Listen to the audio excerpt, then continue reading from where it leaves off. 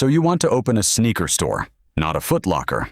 The other kind, glass cases, track lighting, a wall of Jordans stacked to the ceiling, and a kid behind the counter who can date a dunk by the stitching on the swoosh. You've already run the numbers in your head. A pair costs you $200.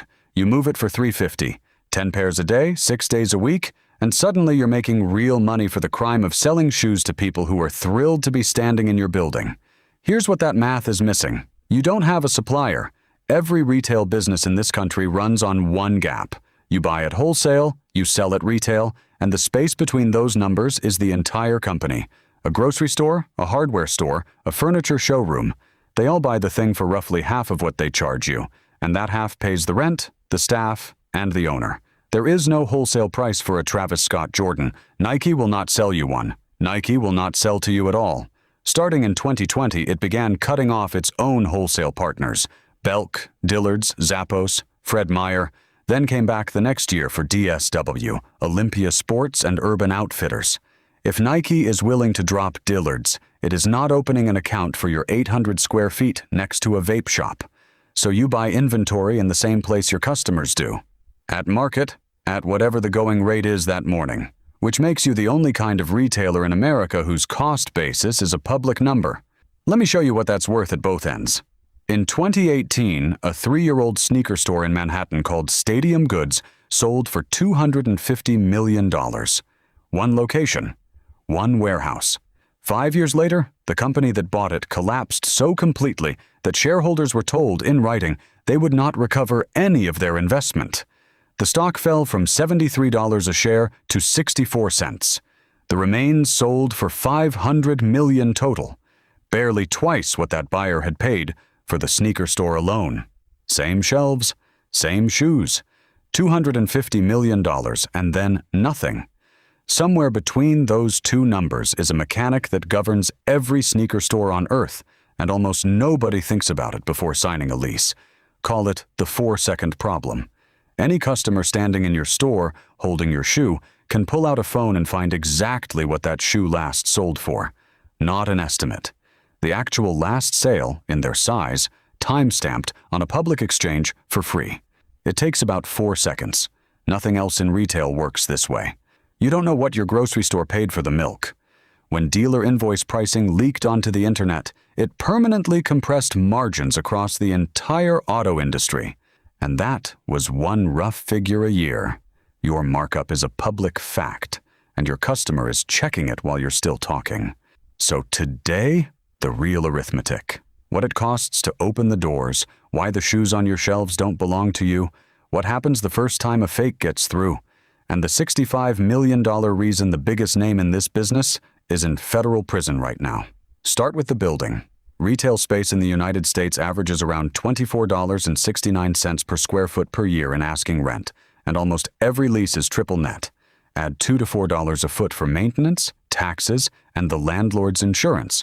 Take 1,200 square feet in a mid-sized city, roughly $30,000 a year in base rent, plus $4 in triple net. And read the lease for a percentage rent clause, because many take 5 to 8% of gross sales once you cross a threshold. That clause makes your landlord a silent partner who invested nothing and gets paid before you do. Then the build-out. $15,000 to $40,000 for something functional. $60,000 to $100,000 for the kind of room that photographs well and makes people want to stand inside it. And in this business, the room is not decoration. The room is the product. We'll come back to that. Then software, permits, insurance, utilities, and a camera system that actually works. Because you're about to fill a glass storefront with small, light, extremely portable objects worth hundreds each. A single part-time employee adds $30,000 to $40,000 a year. Startup models for a store like this land between $150,000 and $250,000 all in, break even around 35 months. 3 years, not 3 months, 3 years of paying for a room before the room pays you. If this is useful, subscribe. The next part is where it stops being a normal business. Because here's the thing about your inventory. You don't own it. Consignment is what makes a sneaker store possible at all. You can't buy wholesale, so you don't buy. Collectors bring you their pairs, you authenticate them, you shelve them, and when one sells, you split the money, 30 to 40% to the store, the rest to whoever owns the shoe. That solves your capital problem and creates a stranger one. Your shelves are now full of other people's money. You store it, insure it, guarantee it, and light it, and if a pair sits 8 months, you've paid rent on it every day for nothing. You are not a retailer. You are a bonded warehouse with a cash register and a lighting budget, which brings us to the only person who really solved this. In 2014, a man named J.C. Lopez was panhandling on the Las Vegas Strip. He'd been homeless, and at one point was down to about $40. He started flipping sneakers, convinced his old buyers to let him sell their unworn pairs on consignment, and took 400 pairs to a trade show that summer. A rep from the Boulevard Mall, the oldest and by then largely abandoned shopping center in Las Vegas, gave him a space rent-free for a few months. Within months, the store cleared over $1 million. The next year, $4 million. By 2019, Lopez said Urban Necessities was doing close to $21 million a year out of an 18,000 square foot store, and later moved into the Forum shops at Caesar's Palace. Here's the part that matters, and it's the opposite of what you'd expect. He won by taking the smallest cut in the industry. Urban Necessities charges consigners 10% of the sale, or $20, whichever is greater. Not 30, not 40, 10. On a $500 shoe, he takes $50 where a standard boutique takes $175.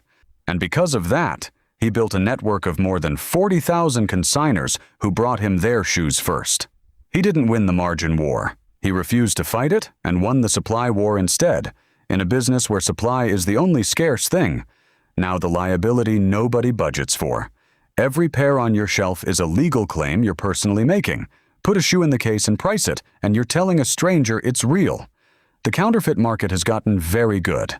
Customs and Border Protection seized more than $5.4 billion in counterfeit goods last fiscal year, footwear the 7th largest category. In one bust at the Los Angeles seaport, officers pulled nearly 15,000 pairs of fake Nikes out of 2 containers from China. They'd been declared on the manifest as napkins. That's what gets caught. And under the Lanham Act, a brand suing you doesn't have to prove it lost a dime. It can elect statutory damages, $1,000 to $200,000 per counterfeit mark, per type of good. If a court finds it was willful, $2 million. So authentication isn't a skill you develop while running the store. It is the store. Everything else is furniture. Now the part that broke the industry, and it broke recently. For a decade, this business ran on one assumption. Limited sneakers go up. That assumption is currently false. In 2020, roughly 58% of sneaker releases traded above retail. By 2024, that was down to about 47%. Fewer than half of new releases are now worth more than the store charged. Buy 2 pairs to flip, and 1 is statistically a loss. Margins that ran near 100% during the boom now run 10 to 25. Take the lost and found Jordan 1. It dropped in 2023 at $180 and resold for $500 to $600. Today you'll find it in the high 200s. Speaking to NPR this January, Business of Fashion correspondent Mike Sykes II described the market as deflated and said buyers simply aren't willing to pay those premiums anymore. Nike restocked the limited pairs until scarcity stopped being real. Tariffs raised costs, inflation squeezed the buyer, and Gen Z moved on. The best-selling sneaker on StockX is now an ASICS runner. And here's why that's lethal to a store specifically, rather than to a guy flipping from his apartment. When prices fall, your inventory turns hostile. Those shoes belong to consigners, and consigners watch the same public price you do. Some pull their pairs, some cut prices. Which cuts your take? Your merchandise value evaporates in slow motion, while rent, payroll, and insurance don't move a dollar. A falling market doesn't shrink a consignment store. It hollows it out from the inside, which is the exact condition that produced the largest fraud this industry has ever seen. Michael Malik Zadeh founded Zadeh Kicks in Eugene, Oregon in 2013 and became one of the biggest resellers in the country. Beginning in January of 2020, he started selling pre-orders, taking money up front for shoes that hadn't been released yet, often below retail. He knew he couldn't fill them all. By 2022, Zadeh Kicks had more than $65 million in unfulfilled orders and had defrauded banks of $15 million more. Investigators seized watches, jewelry, hundreds of handbags, and cars from Bentley, Ferrari, Lamborghini, and Porsche. On January 6th of this year, Zadeh was sentenced to 70 months in federal prison and ordered to forfeit over $15 million in assets. The U.S. Attorney for Oregon said the scheme delayed home purchases, retirements, and engagements for the people who trusted it. Here's the lesson, and it isn't the one people take. That scheme didn't survive 2.5 years because Zadeh was a mastermind. It survived because in sneaker resale, a pre-order that takes 8 months to show up doesn't look like fraud. It looks like Tuesday. This entire culture is built on waiting and on trusting a guy. He never had to hide the red flag. The red flag was the industry standard, so let's price it out. Open lean. 1,200 square feet in a secondary market, basic build-out, pure consignment at 30%, you working 6 days a week. Fixed costs land around $90,000 to $110,000 a year, which means you need to move roughly $350,000 of merchandise just to cover the room. That's 1,000 pairs a year, 20 a week every week before you pay yourself anything. Go premium and you're at $250,000 to open. Break even around 35 months, assuming the market doesn't move against you for 3 straight years. It moved against everyone for the last 3.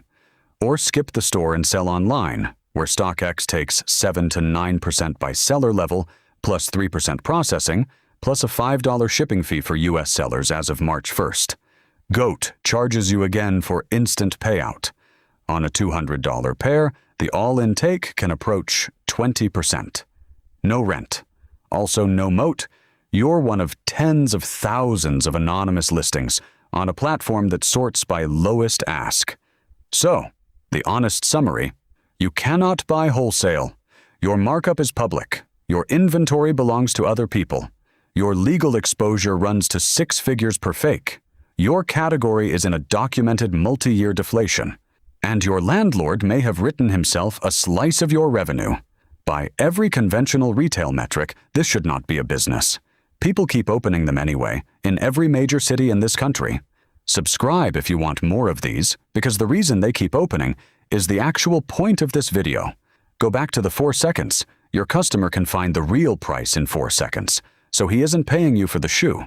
He can get the shoe cheaper on his phone without leaving the couch from a warehouse that authenticates it for him. What he can't get on his phone is the room, the wall, the guy behind the counter who knows the pair he's been hunting for 2 years and pulls it from the back without being asked. 18,000 square feet in Las Vegas, where a formerly homeless man took the smallest cut in the country and let 40,000 people feel like the place was partly theirs. A sneaker store isn't a shoe store. It's a clubhouse that happens to have a register in it. And every dollar of margin you will ever earn lives in the seconds when your customer isn't looking at his phone. Make the room good enough and he forgets to check. That's the whole business. 4 seconds at a time. Next time, what it actually costs to run a pawn shop. Because somebody solved the problem of selling other people's things about 3,000 years ago, and the terms were considerably worse.